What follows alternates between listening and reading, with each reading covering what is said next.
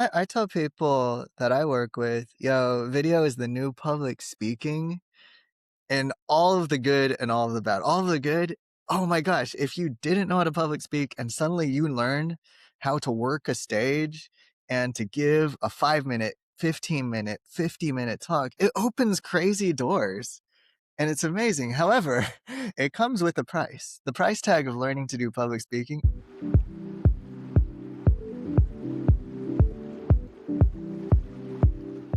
Hey, everybody, welcome to the show. My name is Tiffany, and this is Unveiling Journeys. I'm so excited to have you here. I have an amazing guest for you, but wait just one second. Let me tell you a smidge about me. I love people. I love hanging out with people. I love hearing people's stories. And then when you hang out with these amazing people, you cannot help yourself but be like, you're so cool. How do I get to know more cool people like you, your friends, right? And what ends up happening is I'm usually like, hey, I know some people that you need to know. Can I share them with you? Which naturally just kind of makes me a connector of people. And if you're thinking to yourself, Tiff, "Ugh, don't hang out with that cool of people, just say, wow, this has been a great call. Do you know anybody that I should know?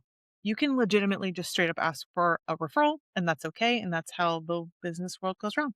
Small business, medium business, the big business, and especially in like entrepreneur space. So, what ended up happening is I've met some of the coolest people I've ever met in my life, which is why the podcast was born. And I want you guys to all know all the guests that I've had on the show. And that brings me to the guest I'm going to have today, which is so exciting. Do me a favor, guys. Welcome Ed to the show. Ed, do me a favor. Tell me a little bit about what you're up to right now and who you are. What is up? Oh my gosh, what a cool intro. The best, the best. So my name is Ed Oyama, like Obama or Osama, but with a Y. And I'm a video coach. I love helping people show up, especially on social media, but not just to get the followers or the views and all that. I help small business owners specifically make simple videos that get them sales calls. And I love it on LinkedIn in particular, but I love all the platforms too. I love this so much, but also I love the videos that you put out because they're so fun and so real. Like last year, we won a whole story stream with you about apple pie and your My kiddos, and gosh. you on a skateboard.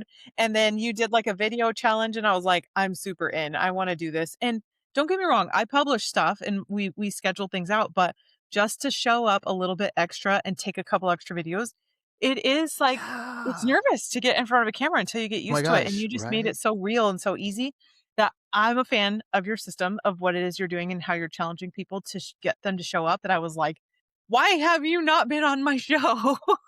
So luckily you sent me an email and we circled back around to that. But really, it makes so much sense. And one of my favorite things I've ever heard was like when you market, right? When you like tell people about yourself or your business, your small business or big business, it's not like shouting to an auditorium, it's like shouting to a moving parade. So you forget that you have to say it over and My over gosh, and right? over again.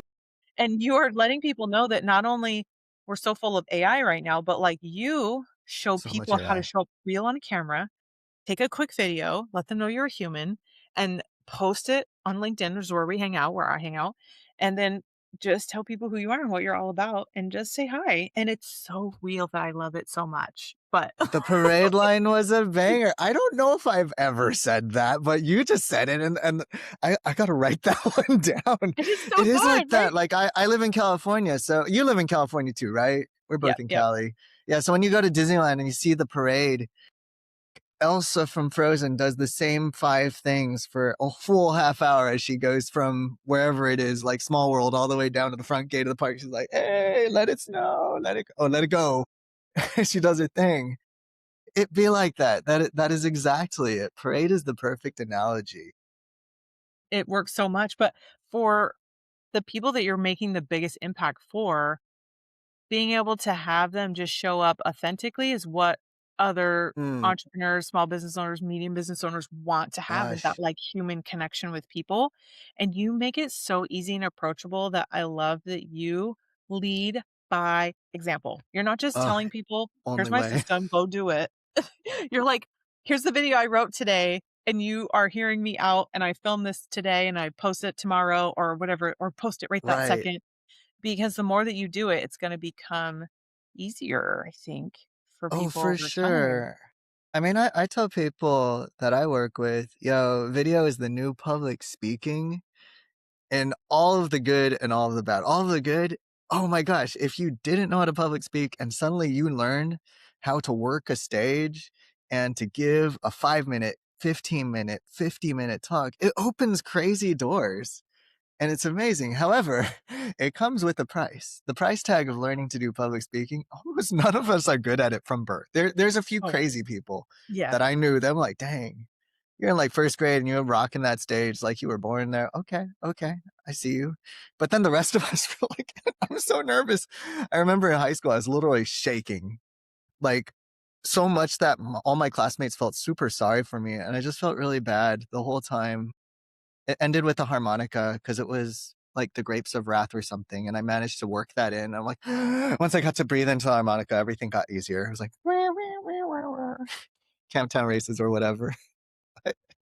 But videos like that too. It's like the first time you turn it on. Oh, you're so good at the podcast thing. It's so cool. But you've probably put in a lot of reps too, right? Yeah, Like, I think gosh, how many you're episodes like now? number 148 episode, and you Whoa. just can't stop once you get to meet so many cool people.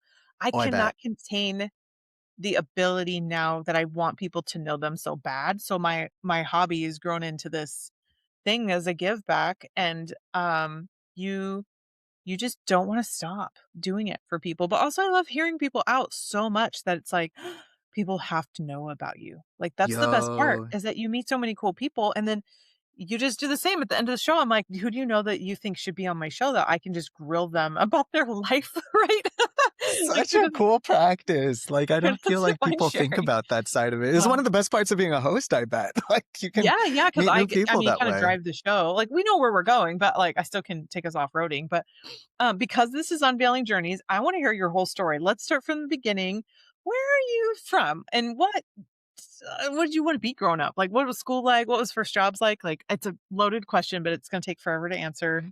I'll let you take the floor. Oh, that's epic. Born and raised in Southern California. This is so funny because this room where I am, it's a co-work space in Gardena, California.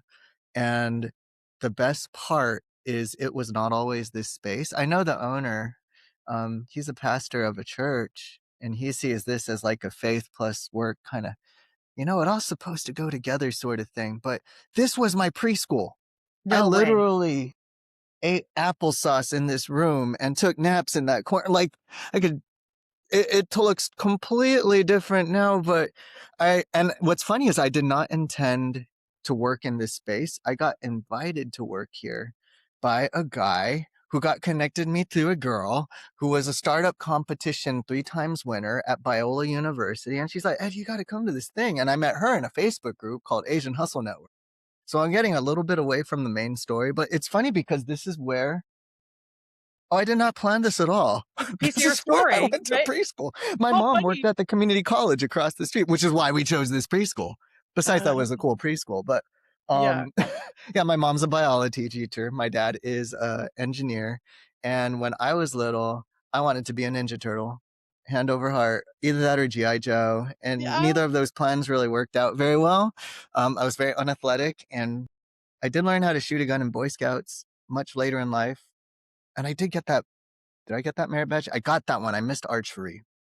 But I thought I wanted to be the computer guy on the team. Like I watched all the cartoons and I thought, hey, that little skinny green guy in the green on Voltron's team or Donatello on the Ninja Turtles, I want to be that guy. I don't feel confident to be the leader. I'm not funny enough to be Michelangelo or like fighty enough to be Raphael. I just want to be the dude. What did the guy call it in the new Spider-Man movies? He's like the man in the chair. I want Yeah. to be the hero's man in the chair and be the goofy sidekick. Besides, I'm not athletic. I know all the athletic friends, and I'm like, I don't know. I'm the bookish one. I'm the one of the boys who showed up to the spelling bee in 4th grade and held it down for the boys because all the other boys couldn't make it. But I'm facing off against 2 girls, and then I still placed third against 2 girls, but at least we got in the top three. Yeah. That dude. That's funny. That's funny. It was fun. But what did you decide? All right, I can't be a superhero. I can't be a cartoon character. What did you end up going to school for? I really wanted to be an animator, actually. I guess that's kind of not surprising. But then my mom like it's kind of like that Asian immigrant story. Even though we're fourth generation, Asian immigrant culture runs hard. We still want you to be one of three things: doctor, engineer, lawyer. If you're not one of the top three, what are you even? So when it came time to graduate, I was actually pretty well positioned academically, but I was like, should I be an artist or should I be an engineer? Because I have opportunities to try for both. And I was like, you know what? Why don't I just try to engineer and then I'll be successful? Hopefully. It was like 1999 when I graduated high school. So I was like, I don't know what happens with Y2K because that was a thing back then. Yeah, But yeah, then I was also like, maybe I can do art on the side. Maybe I don't have to be a starving artist because I also know how to program. And I was like into building websites and stuff. I almost dropped out of UCLA. They kept sending me letters. They started sending my parents letters. That's when it got ugly. Uh, it turns out I was not built to be a very good engineer. Uh, Man, I had trust issues after in high school. I was that kid that was very easily steamrolled by the group, and for some reason, the teachers when they chose groups for group work, they like to put me with people that I think they were hoping that I'd carry the group and be a good oh, influence and help them be dang. great students. But reality is, they're just like, "Oh, Ed's in our group, great. Hey, Ed, handle it. Otherwise, you get a D too." Oh, no. So I had severe trust issues. And then I didn't realize going into UCLA, when you go to a computer science class and the guy says, prof says, you can do this in a group of three, two, or one. But I want to give you the opportunity to do it as a group of three. Because I had trust issues, I'm like, no, I'll do this myself. But I didn't realize if I did it myself, I would need to have the skill of three programmers to pull it off on deadline. So I pulled way Yeah. too many all-nighters. I failed a lot of things for the first time I was struggling in my whole life. And finally, I ended up graduating, but with a math degree, because that was the only degree left on the table after I goofed off trying.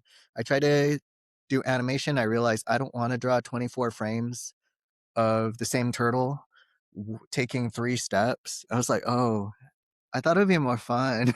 Like I Yeah, get to right? write stories, but I'm just drawing the same turtle over and over. Well, actually, it was monkeys, but besides the point, over and over and over and over.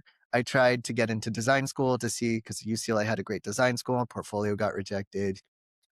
Thought about being an English major, ethnomusicology, and by the time I finally got to my counselor, beginning of my fourth year, she's like, "What the heck are you doing? Why did you never talk to me?" I'm like, "Yeah, I was afraid you'd say stuff like that." She's like, "I'm here to help you." I'm like, "Oh, my bad." Dang. She's like, "Well, the only option left for you is math." And so I came out with the only thing I wanted to do with math was to be a teacher because I was like, I don't trust myself to do stuff with math that would actually affect, like, I don't know, engineering, like statistical, whatever for satellite orbits. But I went in to be a math teacher. I started helping out with a Bible study that my friends were starting with the navigators at Crosstown at USC. And I was going to Cal State Dominguez at night to learn how to be a math teacher. And then I kept going on these overseas trips to teach English in Hmm, China and in yeah. Kyrgyzstan. And as I finished my math teaching credential, I did get what I wanted, which was an offer from my high school. And I love full circle stuff, like being here at the preschool. I'm just like, this is so cool. I love when a story comes back to the beginning. I was like, this is the story. I'm going to go back to North High. I'm going to make a difference in kids' lives. And it's going to be awesome. But then I just realized I love English teaching. And I weirdly love being in developing countries, in the villages, in the universities, and connecting with kids. And my teams always recognize that in me too. And they're like, you just have the best time and we do the best work, especially as they trusted me with leadership, which I felt like was a huge mistake. But it turned out to actually work out all right. Like, Oh my gosh. in the end. This is so fun. I know you're skipping over some parts of this because, like, what led you to going out to some of those trips I know you and I have talked about previously, which is so Yeah. fun. Crack into What that some more. was it? I mean, a guy came to our church's back room and he was with an organization that did similar work, and he showed us pictures of Kyrgyzstan. It was mostly like these beautiful mountain meadows, like think Sound of Music. And that's legit true because they call Kyrgyzstan the Switzerland of Central Asia. That is where Sound of Music was, right? Somewhere out there. Austria, right? Yeah. Austria. Okay, we're close. We're in the same Switzerland, neighborhood-ish, same, at right? least. But it looks like that except with little like Mongolian style yurts in the fields. And people still live that life. For real. And they're like, if you just speak English, you can make a difference in kids' lives. And I'm like a sucker for that kind of stuff. I'm like, it's so simple. I want to at least I can give a summer. The next thing you know, I've done 3 summers of it, and I'm actually mobilizing people. Giving them the talk. I'm like, You're you know, if recruiting, you right? just speak English, you can make a huge difference in a kid's life. And it was legit true. Like, if a kid learns how to speak English, especially in the early 2000s in Kyrgyzstan, it opened doors for at least 3 things. One would be overseas exchange programs in high school, which opens up, like, for a kid that's never left this former Soviet Union country. I don't want to say it's like poor, because I feel like in many ways they're super rich.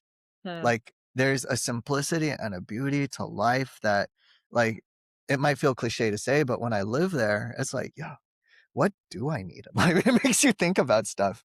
And you're just hanging out with people eating good food, and like you Wow. work hard. And I'm like, that's a pretty good life. You know what I'm saying? You got your needs taken care of. You don't got all the modern stuff, some parts of the country. Like, seriously, in the early OOs, we didn't even have electricity guaranteed all night long. They were still working that piece out of the infrastructure. But they worked it out, by the way. Plot spoiler alert. But like, at that time, we didn't even have electricity all night. We definitely didn't have internet everywhere. Like, I would have to go down to the corner to sit at the internet cafe, which was a huge step backwards from, doing ministry, Bible studies and stuff at USC, UCLA, where we have Wi-Fi all over campus. Suddenly I have to go back to like some, like the smoky beige computer tower with running Windows XP, and like the kids all around me playing Counter-Strike, and I'm like trying to send an email. That's Hilarious. how it was getting on the internet in Kyrgyzstan in 2005, 2007. They caught up eventually, but wow, that was a trip. But it was a happy life. It was so fun. Like, I would join the kids playing Counter-Strike some days, and like I'd go play soccer on a dirt field, and I would eat really good barbecue that someone grilled right next to me from a sheep that they'd probably just killed that afternoon. Like, it's crazy, but it's Yeah. such a fun life. And I just learned so much about the world. Like, I realized they know so much more about hospitality, and it's just part of the culture. Like, if I was to be hospitable at that time in my life, like, I don't know, someone comes over to my apartment and we're watching the game. I'm like, yo, you want to watch the game? Right. Come on, come down, sit on the couch. We got drinks in the fridge. There's pizza at the lit dining room. Make yourself at home. Like, do you need anything? I'll go get it for you from the kitchen.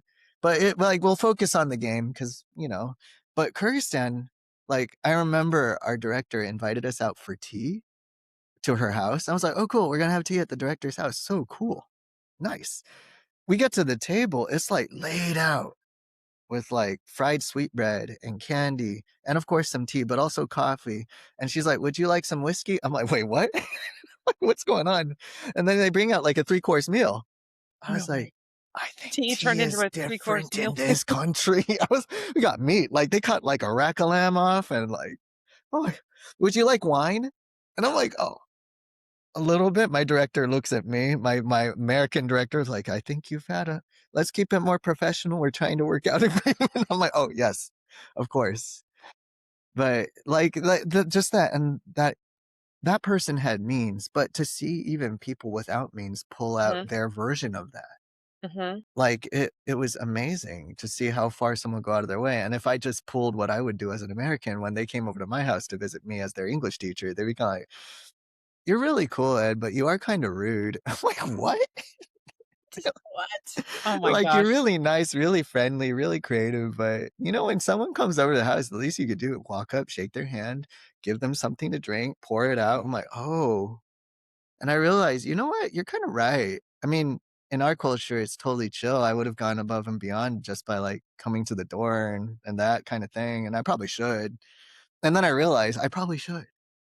It really changed the way I thought about what it means to make someone feel at home and to give them community. And I think that affected the way, I mean, we did come and we did bring a really fun and exciting English program to kids. And I did like that, honestly, a lot more than teaching remedial algebra, which is also, I would say, life changing for the kids I was student teaching in Culver City. However, like, to be able to give that to kids, like, kids would say these crazy things to us after our 14-day summer camp, which was just like 9 to 3, was over. They're like, that was the best summer of my life. I'm like, wait, what? Um, How'd that teaching happen? them I mean, we came with a good program, and we really do our best to love the kids and to provide a transformational experience, all the buzzwords, right? Yet, what did we do? I brought a bunch of college volunteers over who are volunteering this summer, and I got 2 Rubbermaid bins full of, I don't know, candy, free like T-shirts, craft supplies, an American football, a hula hoop, I don't know, whatever else we had, wiffle balls and bubbles, like, and we gave them the best summer of their lives. How Wow. did we do that? And so it gets to be a part. I would say like my role on that team. I had never been on a cruise until after years of that, but I would say, "Oh, cruise director." When I saw the cruise director, I'm like, "It's kind of like what I used to do. I get Yeah. this, dude." It's cruise director plus actual administrator plus actual teacher plus also, I hate to say it, but chaperone. Because when you're taking a whole bunch of college kids around Kyrgyzstan and Kazakhstan and China and getting them in country safely, across borders safely, making sure, did you leave your passport somewhere that maybe you shouldn't have because we're at the border and we don't have it right now? Like, did you remember to take your meds? Like, or this or that? Like, I probably shouldn't say Yeah. that one on a podcast, but did you remember to take this? Do you Yeah. remember to do that? Your Yeah. mom, what? Your mom emailed me. You need to email your mom. I don't want to have this conversation with her again. Actually, you better email her, please. Kind of thing. It was Oh so my much gosh. fun. But every day was different. Every summer Yeah. was the same, but different, but we'd iterate. But that's also where I learned a lot of communication skills that I was the shy kid in high school, believe it or not. I was super scared of talking to people. Like I said, super scared of talking in front of large groups of people. But I think it goes back to what you were saying about this podcast. Mhm. It's like whatever, at least the way I feel about podcasts nowadays, is like whatever fear or weirdness I felt about showing up on camera or even video now, it went away when I thought about how much I wanted to help the people that were coming to us. Yeah. Like, I remember the first class and I was like praying, "Oh God, let me not screw this up. I'd hate to be embarrassed." And then after the first days with the kids, I'm like, I just want them to have a great week. I just want them to learn these 12 words because they don't speak any Yeah. English and I just want Also, us to the, have like, fun. way overwhelming the fear, like, the fear gets minimized because you're Yeah. so excited about the outcome of it, which is why I love that you carry that into, like, the video side of all the stuff Yeah. that you do. Now, your story, like, actually incorporates you starting to even do some of these video things into merging coming back home. Because I remember the story you said about, like, I needed to get more people coming, and you just did a couple of quick little things to be able say that again? You had this is a story you told me, like, gosh, when we met, I don't even know, like, a year ago, of how you sent a quick little email, but with some videos or something, and you got more people or just like word of mouth, being able to spread what it is that you're Yeah. doing, the confidence. Gosh. Yeah. Yeah. Yeah. Yeah. I mean, there, about the middle of our time in Asia, TED Talk started to get really big, and I'll never forget watching my first Seth Godin TED Talk, sitting in some crummy internet cafe next to 3 kids playing Counter Strike or whatever. I'm like, he's like on the stage, he's like, ideas that spread win, ideas that spread win, and I realized, oh my gosh, this is the principle. Ideas that spread win. We have good word of mouth, but if we just tried to survive off of reputation alone, off of people just coming to us, like we didn't make it in a way that it would spread easily. What if we grease the rails? You know what I'm saying? Like, we realize that we have traction within our group, but we don't make it easy for them to share. So one, we like incentivize them to share, which helped a bit. And then two, I realized I'm not writing my messaging in a way that's easy to spread. Like, I'm still Um, giving out flyers in English to kids on the street because this is the way our organization always did it. And that mhm. became a principle that I would take later in life, to kind of speed run the rest of it. I was in China for a little stint after that. I ended up back in America right in time to get a year of normalcy before a pandemic, the pandemic. And at that time, I was back doing college ministry with the church around USC. Of course, because there's a pandemic, church is kind of closed, ministry is kind of closed, campus kind of closed. Well, they're like, what are we even going to do? And then someone points at Ed and says, well, Ed can build a website. I know something about Instagram. I'm like, yes, I do, but I'm kind of rusty. But they gave me the opportunity. And then I'm like, the thing that started to develop, the thing that started to come back from like muscle memory from back in Asia was like, wait, ideas that spread when? How do I bring that? And then I realized speed running the next bit after like another year after pandemic, I finally stepped out on my own. I'm like, you know what? I'm going to try and start a business. I'm going to be a web designer. And then I realized, oh, but what I really love, and I realized I don't love sitting behind a laptop building websites. I love being out, hanging out with people now. Something's changed in me. It's like something broke in Asia. And now I actually love the people part. I'm like, I should be doing good instinct, wrong destination, but I would find that out along the way. I'd end up trying to be a social media agency, and I traded sitting behind a laptop doing websites for sitting behind a laptop editing videos and building automations. I'm like, something's still off. What's going on here? And I realized my favorite part of the whole business is standing in front of the Chamber of Commerce, standing in front of a BNI chapter, standing in front of a group of people at the co-work space and breaking down social media is easier than you think it is.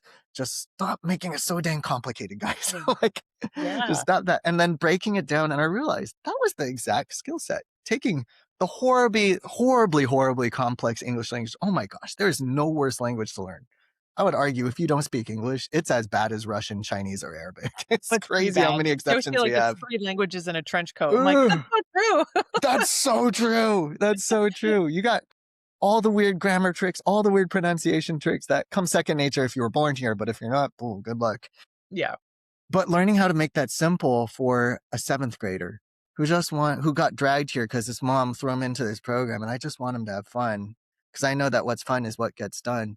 And if he just realizes that this could be fun, he's gonna have the best time and learn hecka English, which because we figured out that recipe, that's why we became the best English summer camp in the country year after year after year. We were the best priced by far. I mean, we were volunteer run, but we also had the best quality of teachers because almost every teacher was a native English speaker. And even among camps that managed to pull that off, which usually had churches involved or volunteer orgs involved, we just built a culture of fun. It was actually really high on the priority list. How do we make class not boring? Because when class is boring, that's when you have discipline problems. None of us are formally trained as teachers. We don't know how to be nice and handle a kid that's acting up in class. But the easiest way to keep them from acting in class is make it never boring. And then they'll always want to follow what you're doing because they're like, well, I don't want to miss the next part. This is so Oh good. goodness.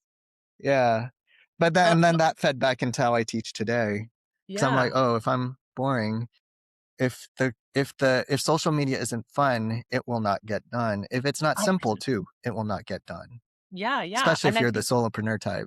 our attention spans as an adult nowadays are even shorter, let alone our kids, but, like, you're trying to teach people how businesses, so, like, not necessarily kids, and, can I ask you, you you do so much still, like, you make all these videos, you still have to edit them, you're creating courses for people, and then you're recruiting people, you're doing so good at it, you keep showing up over and over again, even though it's hard, like, why do you keep going? I keep going because ooh, that's a juicy one. I like that question. I keep going because I just realized I think it maybe even goes all the way back to that. It's like back in the day when they gave that talk and they're like, yo, if you just speak English, you can make a difference in someone's life. Nowadays, it's like, if you could just push record and do your thing and push publish, do you know you could change someone's life? Like a lot of the people I work with, oh my gosh, they're the smartest people. They're so good at what they do. And I serve a really diverse group of people, mostly solopreneurs or small team entrepreneurs, like 5, maybe 10 people. There's a group of churches I work with, which is a little different, but with everyone else, it tends to be solopreneurs and very small teams. But they're just such brilliant people, and I'm like, when you talk to your clients, they appreciate you, don't they? I can tell. Like, they're like, "Yeah, oh my gosh, I helped them figure out this one thing about their taxes. I helped them figure out how to swing a kettlebell and not throw at their back. I helped them figure out how to, like, get their law firm stuff done, like an immigration lawyer I work with. I helped them figure out what's true and what's not." Like, dude, Oh, especially in this environment now, it's like critical information. Um, you might not be able to make the most viral video that spreads everywhere. And you might not be able to stand on a stage and rock a stage for 20 minutes, but everyone can be good for 10 seconds. And honestly, that's the social media skill. And if you can do that, like seriously, if you just push record and push publish, if you help someone, that's the whole game in a nutshell. And if you Wow. do it for one person, odds are, and that's actually one of the easiest tricks I found too. Think of one person that you just had a talk with and think of one thing they need to know. As long as it has a decent hook and you don't open the video with, hey guys, it's me, Ed. I'm just this. And you just say, here's something I've been thinking about that might help you. You just got to push record, say something helpful, and push stop. And then you throw it out on the internet, and that's the whole job. And then to push stop as fast as you can. So you don't trip over your words, which is the other big mistake people make. If you can just do that on repeat, my gosh, you can really help not just one person, but for every person that actually verbalized that problem and asked you the question, there is like 72 people waiting in the wings, like, oh, he just asked the question I wish I could have asked, but I didn't feel Right? bold enough to raise my Same. hand and ask. Oh my gosh, this is so cool. I love hearing you answering this. At this point, people are thinking, I want to know you. I want to follow you. I want to like know more about your programs. What's your favorite way for people to get a hold of you? Well, my favorite bar none is LinkedIn. There is no platform like LinkedIn right now. And oh gosh, it's social media on easy mode compared to everything else. It's not like auto easy mode, but it's so much significantly designed for people to get reach, especially if you want to play the video game. So Ed Oyama on LinkedIn. Again, Oyama sounds like Obama or Osama, but with a Y. And that's my favorite thing. If you want, actually, that thing that I just gave, the video format, you start with this and you give an idea and a reason. That's what we call everybody's favorite video script because I've given it a lot of scripts to a lot of people, and that one is bar none everyone's favorite. And you can get that actually at smallbusinessvideoschool.com/Tiffany. Hey, look at that. Smallbusinessvideoschool.com, spell it just like it sounds, smallbusinessvideoschool.com, no tricks, /Tiffany, and you'll get everyone's favorite video script and how you can do videos in just 5 minutes. Like my proven recipe, I've helped hundreds of people. At this point, we got 314 in a free community that we're just rocking and dropping videos and making a difference and getting clients. Oh my gosh, this is so awesome. Time's gone by so fast. I only have 2 questions left for you. Okay, What's next? Like, what's on the horizon? what's next? Ooh, so everybody knows AI is the elephant in the room that actually we are starting to talk about more and more. But oh my word.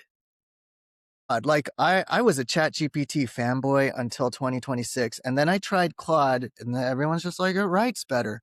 Nah, man, not just that. Like I, I get I get crazy talk about Claude. Like I am the code dropout, but I started using Claude Code just like watching some YouTube videos, playing around, being curious. Oh my gosh, the power of being curious.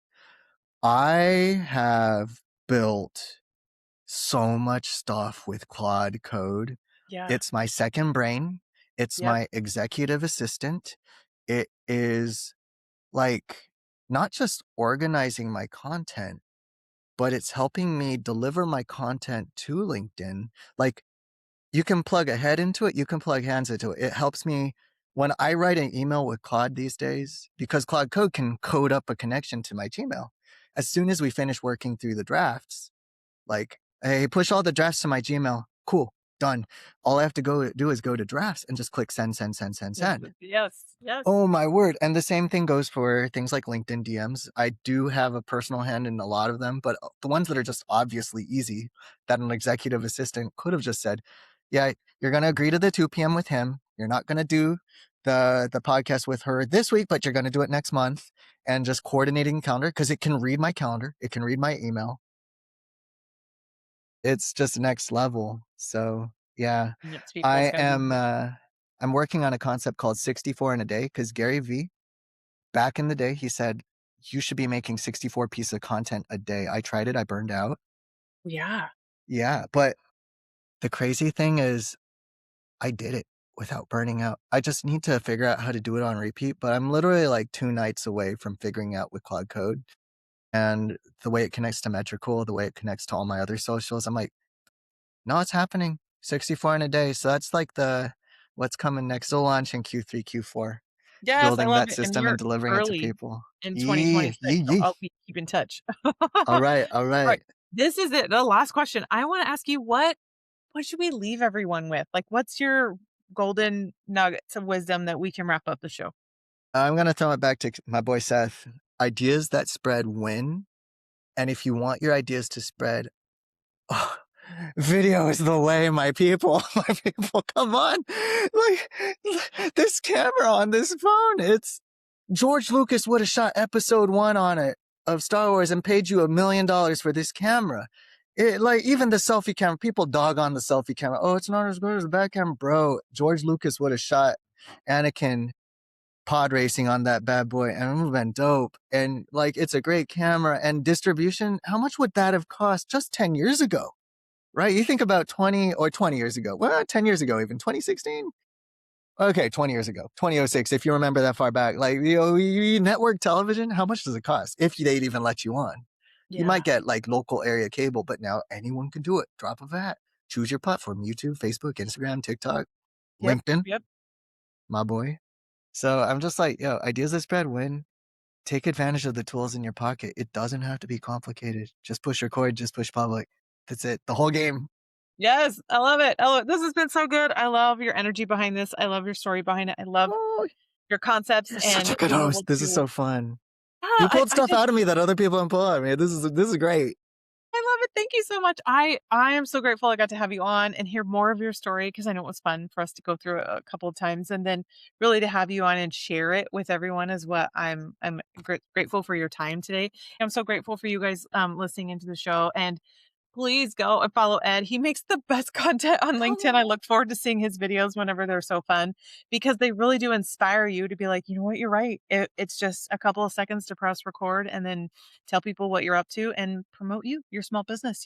So I will see you guys on the next episode. In the meantime, go have a wonderful day and I'll see you guys later. Bye. Bye.